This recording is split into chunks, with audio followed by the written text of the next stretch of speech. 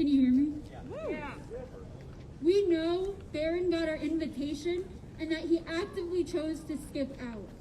Yesterday, he responded to our invitation with an empty letter filled with empty and abusive cliches about civility. That's right, civility in the face of uncivil abuse and violence and corruption. Civility, the good manners that women and people of color especially have always been expected to uphold in the presence of their abusers. President Barron debases and reduces the idea of freedom of speech not to protect abusive speech, but to protect abusive actions. Not to protect perspectives, but to protect actions. Not to protect abusive perspectives, but to protect abusive actions. President Barron says the actions of students demanding accountability are reckless and not reflective of Penn State's values of respect and responsibility. Question: is it respectful and responsible for administrators to enable and support someone who uses misogynistic slurs? No. Is it respectful and responsible for administrators to enable and support someone who says they want to shoot up a school and attacks protesters? No. Is it respectful and responsible for administrators to enable and support someone who sends porn to minors? No. This is not about abusive perspectives. This is about abusive actions. President Barron says we should reject intimidation and incivility and cultivate a community of respect. Does enabling and supporting someone who stalks people reject intimidation and incivility and cultivate a community of respect?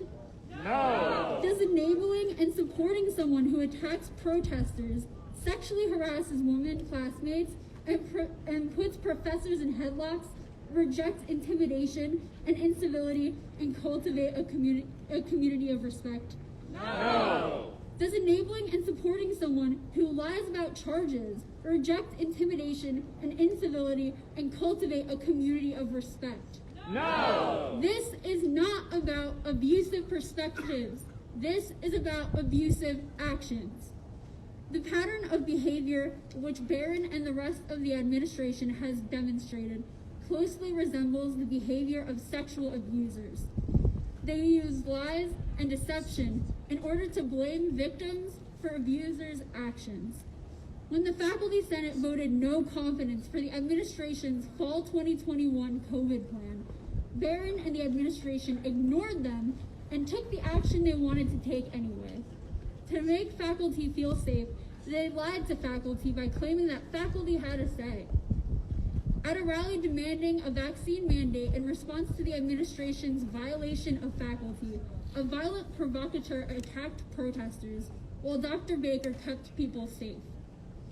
Barron and the administration are now blaming Baker for what the provocateur did. They blamed the victim for the actions of the abuser.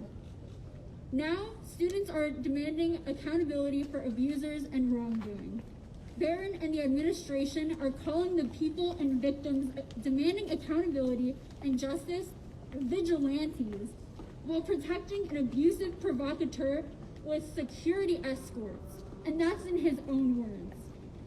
If they follow this pattern of abusive behavior, then they will likely blame faculty members for the administration's unjust persecution and termination of an innocent professor.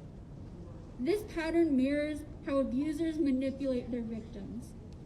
Behaving like sexual abusers is not a look the administration should want to have on this campus that has a legacy and reality of sexual abuse.